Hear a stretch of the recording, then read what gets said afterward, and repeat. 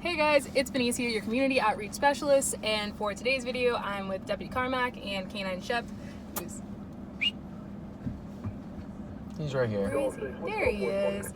And today we are going to be giving you guys a reaction video. Deputy Carmack is going to be watching his most recent body-worn camera footage that we posted a couple of days ago, I believe. I believe it was posted on Wednesday.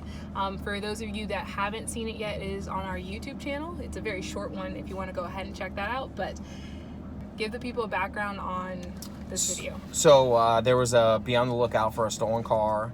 The guy that was driving it, there was already probable cause for his arrest for stealing the car, and that's who was actually in the car driving it at the time that I had found it.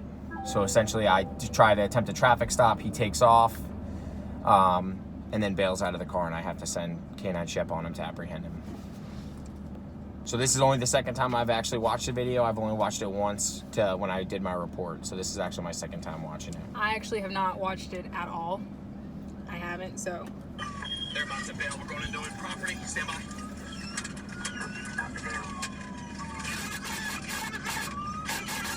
Right now, I just sent Shep out of the car. He's getting to the fence. The dog actually runs into the fence head first because it's thin chicken wire. So now at this point I'm worried about getting the dog over the fence to get the driver, but I'm also worried about all the people that were in the car because I can see people getting out of the stolen vehicle behind me. So you had already saw this guy take off on foot when this video clip starts. Is that correct? Yeah. Okay. So we'll go a little further.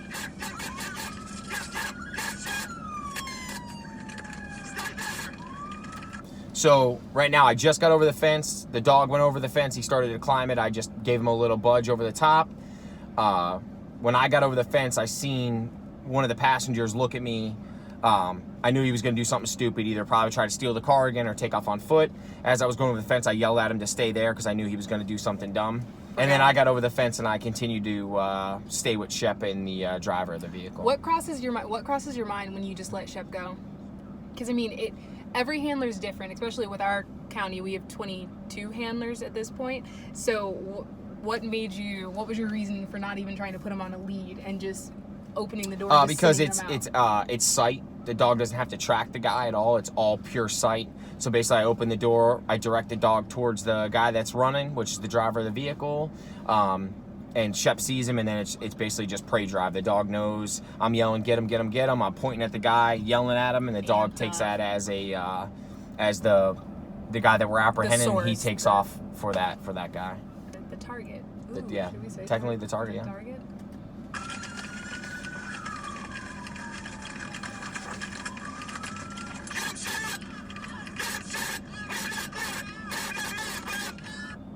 So at this point, we start from the back of the house and we're coming around to the front. I knew the dog went around to my left, but I just lost sight of him for a couple seconds due to getting all the way around the corner of the house. The dog actually caught the guy in the front yard of the house. At that time, at first glance, I thought maybe the dog had his hand, but the suspect was actually taking his hand and pushing Shep's nose and mouth, the top of his snout down, trying to pry him off of his, it was his outer buttocks and thigh of his left thigh.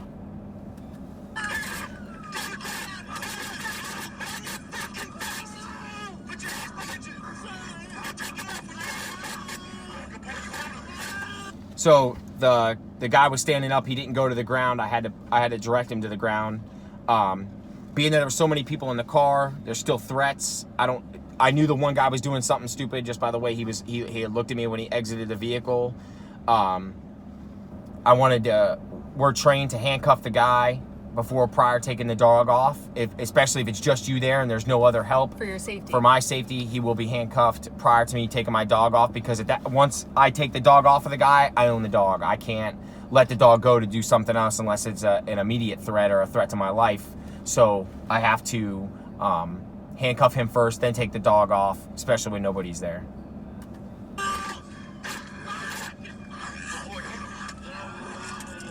Stay still. Give me your hand.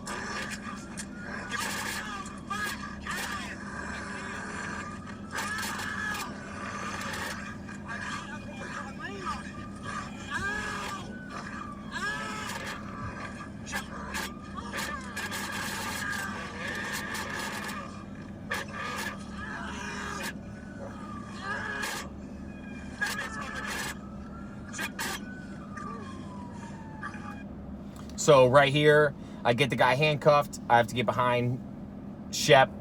I have to give him a couple commands. So as you could tell, the dog was extremely amped up and mad. So that prying on his face, the guy trying to beat the dog off of him. Animals have their own sense of humor. They can think on their own, and they make their own decisions.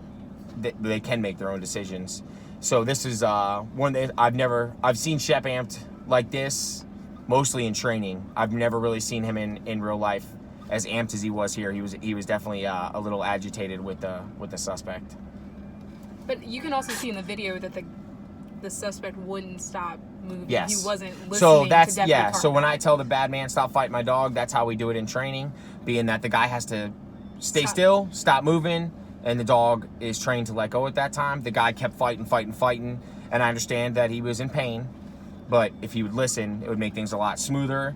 The more you fight and move, the dog is an animal, it's prey drive. The more you fight and move, the more moving and fighting that he's gonna do, and the dog's gonna keep amped up and wanna keep fighting you. And we have people driving by laughing while we're it making this happens video. in every video, guys. You've seen it in prior videos. It's Good boy.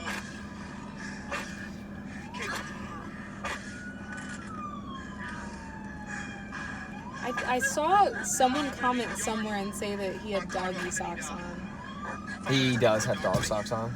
They're like little Snoopy, I think, or something. And as PSO Day in the Life episode 13 pops up. But hit cancel. So at the end, I know the video stopped there. So Deputy Dominguez shows up, takes custody of the suspect. I go back, I throw the dog in the truck real quick, assess the scene.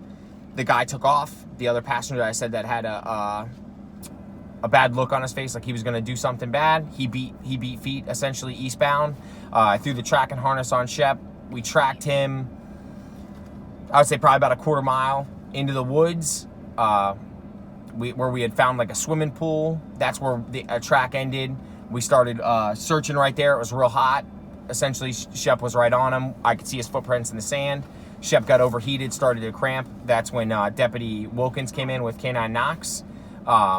And literally, we only tracked another 50 yards or so, and the guy was hiding behind a bush, and located him. And then the driver and the passenger that fled went to jail, and actually everybody in the car went to jail besides the 1-year-old baby. That's that case. Okay. I might not have seen this video, but I did hear about this in the office. Okay. How do you feel at the end of that? Not watching it, but in that moment, you're amped up too. Your adrenaline's going. It's pumping. Mm-hmm. That all drives the dog to do his thing. Is my emotions, me yelling. I mean, that just spikes him up. He knows me, I know him, so he feeds off everything that I do. That's cool. So that's considered a successful catch. Yes. Different than a successful track. Yeah, tracks. Tracks and catches are essentially the same. That's we call it a straight apprehension. Okay. So you guys saw it here first. K9 Shep was obviously unfazed by himself. He's back there, sleeping probably. He's like, oh, was that me? Didn't even make a slight appearance. Here. There he is. He'll come up for Dad, not for his own voice. But I hope you enjoyed just getting to see Deputy Carmack's reaction to Deputy Carmack. Do not forget to like, comment, subscribe, and we will see you on Monday. I'll see you on Monday. We have something special coming on Monday. Have a good weekend.